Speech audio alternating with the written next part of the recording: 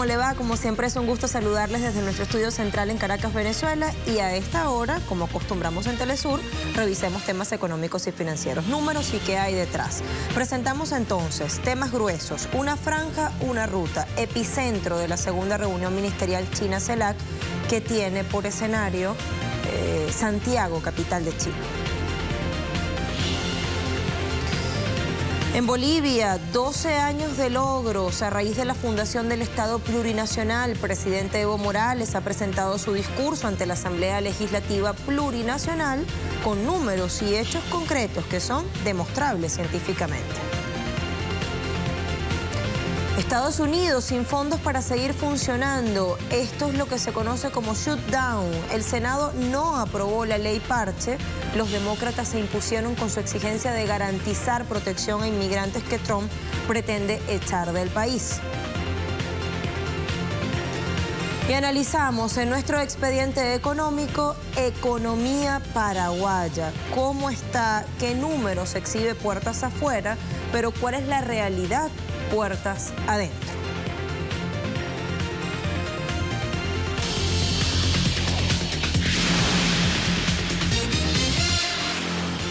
Comenzamos con nuestro primer tema, Santiago, capital de Chile, escenario de la segunda reunión ministerial CELAC-China, animada a fortalecer diálogo político e intercambio complementario y solidario entre el gigante asiático y los países de esta nuestra América Latina.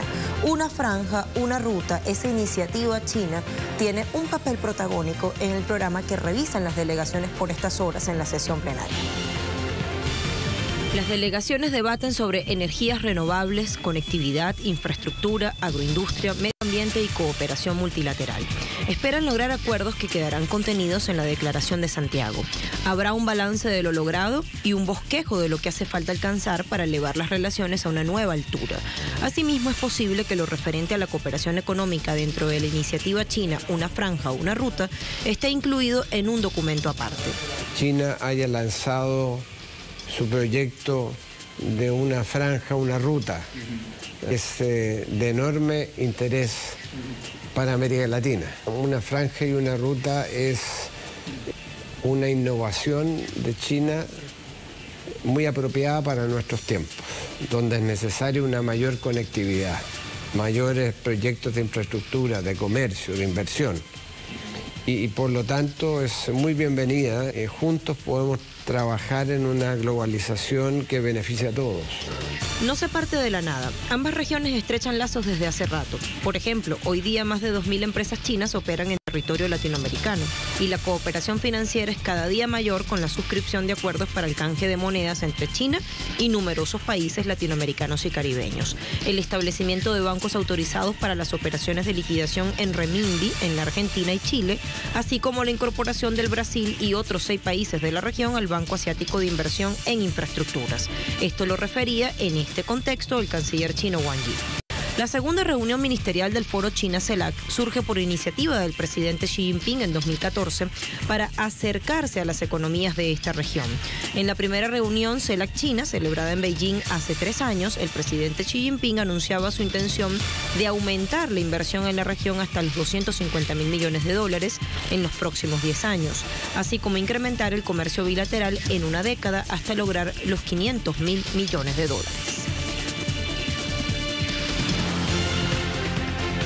Hablamos de otro tema, 12 años de la fundación del Estado Plurinacional de Bolivia, que hoy está en el momento más óptimo de su historia económica. El presidente Evo Morales lo ha patentado así, con números y con un recuento de hechos comprobables en el discurso que ha ofrecido ante la Asamblea Legislativa Plurinacional. La nación altiplánica llega al aniversario número 12, no con pocas conquistas logradas, tras un profundo proceso de transformación en lo económico, político y social que puso término a la hegemonía neoliberal y entreguista que caracterizó a la extinta república. El triunfo de Evo Morales, el líder más votado en la historia boliviana, que ha tenido que enfrentar numerosos hechos de desestabilización y conspiraciones, permitió que el Estado plurinacional hoy exhiba un crecimiento sostenido como resulta de la recuperación de sus recursos naturales y el fin decidido a las imposiciones foráneas de organismos como el Fondo Monetario Internacional y el Banco Mundial. Los números hablan. Por cuarto año consecutivo, la economía boliviana lidera con crecimiento promedio de 5% de su Producto Interno Bruto, de 36.000 millones de dólares en 2017, 4 veces más que en 2006, cuando asumió las riendas del país andino. Entre 2006 y 2017, el salario mínimo nacional se cuadruplicó de 500 a 2.000 bolivianos y la tasa de desempleo bajó de 5.4% a 3%. La producción de alimentos de 12 millones a 17 millones de toneladas para garantizar el abastecimiento interno dejan en evidencia la prioridad de las políticas públicas. La pobreza extrema ha retrocedido de 38.2 a 16.8%, 9.3% en el área urbana y 33.3% en el sector rural. Entre 2005 y 2016, 1.6 millones de personas salieron de la pobreza extrema, 650.000 en el área urbana y 940.000 en la rural. Ha habido una inversión de más de 1.000 millones de dólares para dotar de agua a las comunidades, tanto para el consumo humano y principalmente el riego. Según información oficial, en 2005, 10% más rico tenía 128 veces más riquezas que el 10% más pobre. Hoy mismo, el 10% más rico tiene 46 veces más que el 10% más pobre en Bolivia, que también dejó de ser el país más pobre de Sudamérica y el segundo más depauperado de la región Es así como la brecha de desigualdades histórica ha disminuido considerablemente. Entre 2006 y 2017 se construyeron 120.000 viviendas para 46.000 familias necesitadas, con una inversión de 739 millones de dólares. Las reservas internacionales se contabilizan en más de 10.000 millones de dólares contra los 1.700 millones de dólares que tenía antes del 2006. También se ha constituido un epicentro energético en la región, hoy principal proveedora de gas a Brasil y energía. Otro asunto que queremos también difundir es que en entrevista publicada este domingo, el vicepresidente sectorial de Economía de Venezuela, Wilmar Castro Soteldo, anunciaba que esta semana retoma su funcionamiento normal el sistema complementario de asignación de divisas, conocido como DICOM. Y explicaba el vicepresidente económico que la idea es permitir a los capitales que estén afuera ingresar al país de manera legal y que sean puestos al servicio del desarrollo industrial y productivo con eficiencia y con transparencia. Sino simplemente a la creación de un nuevo esquema monetario, a un nuevo esquema financiero, que es el tema del nuevo DICOM. El nuevo DICOM que viene a dar al traste con el tema de esta guerra que nos tienen en Cúcuta, que nos tienen allá en Miami con el Dollar Today, que Dios mediante esta semana ya debe estar activándose. El día de hoy y los días anteriores hemos estado trabajando en lo que es la operacionalización del punto de vista tecnológico y del punto de vista de blindaje legal para permitir que esos capitales que están fuera del país, esos 300.000 millones de dólares que dice Donald Trump que nos tiene por allá bloqueados, puedan ingresar de manera legal, de manera legítima al país, puedan participar en los procesos de inversión productiva para desarrollar nuestra industria y avanzar en aquellos sectores donde estamos en minusvalía, y para que esos venezolanos que están fuera del país puedan también colocar sus remesas acá en nuestra patria de manera segura, con una atractiva, con una propuesta atractiva que con toda seguridad nos va a permitir esa captación de divisas que ahora se está fugando hacia otros sectores. El presidente ilegítimo de Brasil, Michel Temer, busca a toda costa, a cualquier precio, obtener la aprobación de su reforma a la ley de pensiones. Esta propuesta, considerada clave para completar ese golpe maestro a la clase obrera, a la clase trabajadora del Brasil, tiene como alegato desde el Ejecutivo no electo y legítimo, encabezado por Michel Temer, que es necesaria para reducir el gran déficit fiscal, para ajustar las cuentas públicas y garantizar que el gobierno pueda tener recursos líquidos para pagar a un número creciente de beneficiarios en un país con una población adulta mayor en aumento. La principal modificación ha sido establecer una edad mínima mayor para la jubilación. Hasta este minuto los brasileños pueden dejar de trabajar entre los 55 y 60 años, por lo cual se está insistiendo en fijar 65 para hombres y 62 para mujeres como edades mínimas para recibir la jubilación. Para que esto suceda, tiene Michel Temer que contar con el voto de al menos 308 de los 512 parlamentarios que conforman la Cámara de Diputados. ¿Habrá hecho el suficiente lobby? ¿Podrá completar, como decíamos al comienzo, ese golpe maestro a la clase trabajadora y a los adultos mayores del Brasil?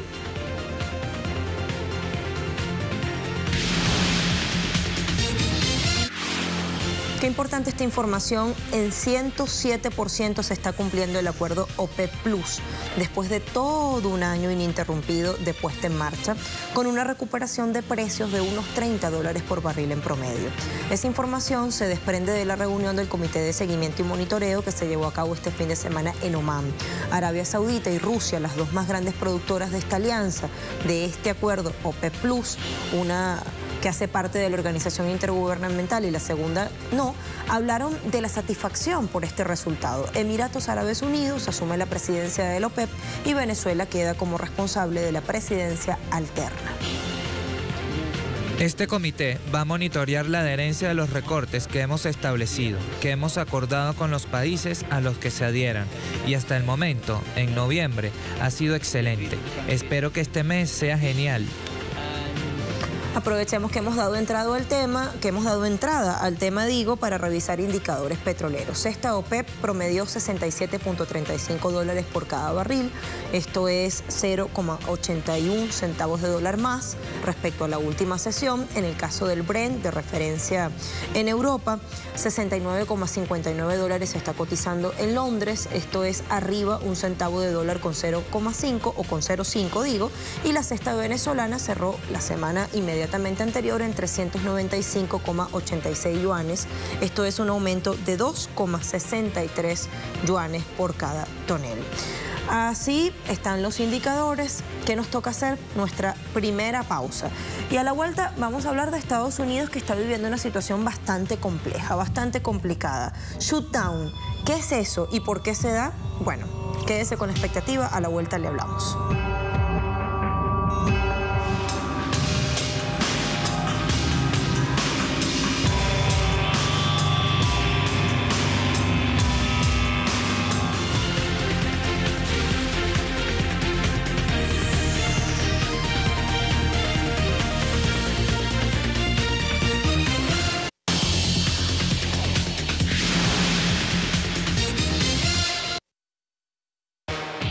Expertas rusas en seguridad informática afirman que el Bitcoin fue creado por los servicios de inteligencia de Estados Unidos.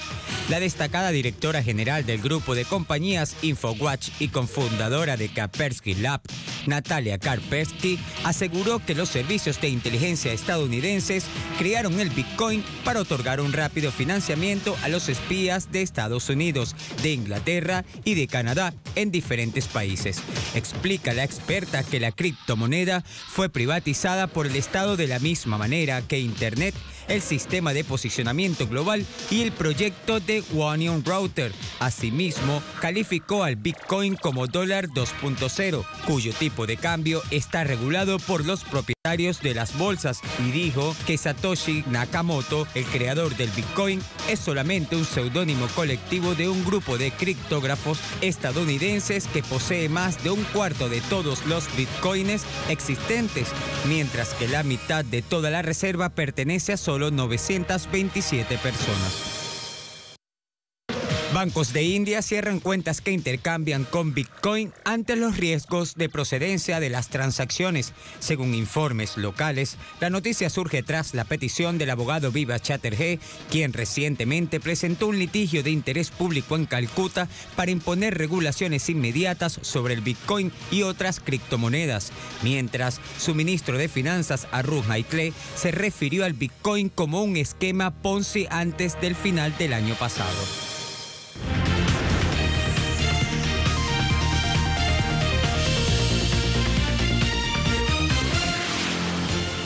Lo previsible ocurrió en Estados Unidos. El Senado no aprobó la propuesta de prolongar presupuesto que con traspiés había obtenido el visto bueno o la media sanción en la Cámara de Representantes el jueves pasado. Recuerde que se lo contábamos.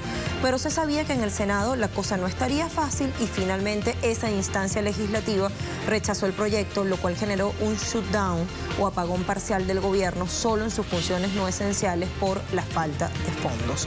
El presidente Donald Trump no logró aprobar una ley de presupuesto anual, por lo cual desde octubre pasado, cuando terminó un año fiscal y empezó el siguiente, este que está corriendo, el Congreso ha tenido que redactar y votar las llamadas leyes parches para que el gobierno tenga dinero para seguir funcionando.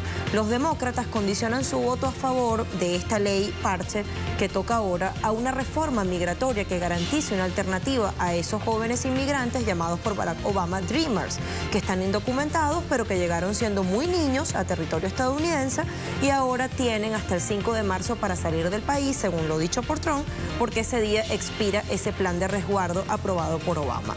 Sobre este tema, las acusaciones son cruzadas, el ambiente se ha puesto más tenso después de una reunión en la que Trump llamó a los países de procedencia de estos migrantes países de mierda. Trump dice que por esta defensa tan fiera los demócratas son cómplices de supuestos delitos de migrantes. Lo cierto es que con sus afirmaciones Trump enciende mucho más el debate. Agencias federales tuvieron que cerrar parcialmente este fin de semana. Este lunes amanecieron de esa misma manera. Son 800.000 empleados públicos no esenciales que quedan en suspenso hasta que se alcance el pacto presupuestario que necesita el presidente. Mucha incertidumbre sobre si se logrará o no un acuerdo express. Hay una reunión este lunes de emergencia. Si no hay ese pacto, los planes de Trump de ir o de llegar a Davos el viernes podrían verse truncados. Es por eso que apuesta a la mayoría simple. El poder económico global, sus integrantes, vuelven a verse las caras esta semana para dirimir problemas que aquejan a la economía mundial, desigualdades legadas por el sistema capitalista. Este martes en Suiza comienza el Foro de Davos como cada año. A esta cita se tiene previsto que participen más de 3.000 asistentes del mundo económico, político y social. El temario de Davos va desde romper con la brecha de género, generar un crecimiento y un comercio más incluyente, paliar el efecto de la digitalización de la industria en los trabajadores, luchar contra el cambio climático y el acoso sexual, hasta combatir las amenazas cibernéticas y adaptarse a las nuevas tecnologías de comunicación e información. Un fuerte desafío si se toma en cuenta el alto índice de desigualdad marcado en la población y que según el informe de Oxfam da cuenta de que más de 80% de la riqueza del año pasado, ¿dónde estaba? En manos de 1% de la población más rica, evidentemente. Incluso los líderes europeos pondrán todos sus esfuerzos para defender el multilateralismo antes de que el presidente Donald Trump llegue con su mensaje de Estados Unidos primero, lo que evidencia el regreso de la política de gendarme del orbe impuesta por el magnate, quien defiende a toda costa la bandera del unilateralismo y que en Davos enfrentará nuevos obstáculos. Hay mucha expectativa por los discursos del presidente de China, Xi Jinping, nuevamente, como ocurrió el año pasado, y del magnate republicano que está hoy día en la Casa Blanca. Y a propósito de China y Estados Unidos, los dimes y diretes, el fuego cruzado que hay entre ambos gobiernos, el gigante asiático se defiende de la afirmación estadounidense según la cual China sería una amenaza al sistema de comercio global. El Ministerio de Relaciones Exteriores, a través de su portavoz, Hua Chunying, dijo la cuestión es al revés. El discurso unilateral de Estados Unidos afecta la arquitectura comercial global. Son precisamente los métodos unilaterales de los Estados Unidos y los sonidos que hace sobre el unilateralismo lo que constituye un desafío sin precedentes para el sistema de comercio multilateral. Muchos miembros de la OMC ya han expresado su preocupación. Esperamos que los Estados Unidos puedan ver correctamente a China y al mismo tiempo tome sus propias medidas para proteger el sistema multilateral de comercio. Bueno, allí teníamos esa declaración de la portavoz del Ministerio de Relaciones Exteriores de China. Vayamos entonces a nuestra segunda y última pausa y a la vuelta a nuestro expediente económico, economía paraguaya. ¿Qué números tiene para exhibir puertas afuera y qué es lo que está pasando puertas adentro? Lo vamos a revisar.